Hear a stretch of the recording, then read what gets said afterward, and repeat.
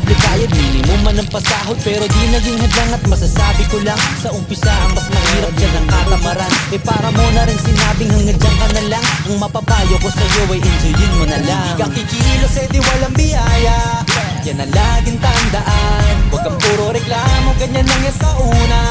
Basta sipag at tiyaga, di na mahalaga kung mabilis o mabagal. Huwag lang magkulang sa gawa, maniwala ka lang, lahat din ay magbubunga. Basta tuloy.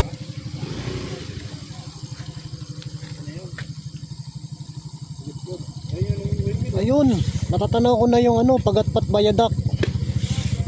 Ayun yung Pagatpat Viaduct, yung magandang tulay. Tapos yung windmill, kikita ko na rin yung windmill dito, oh. Ganda.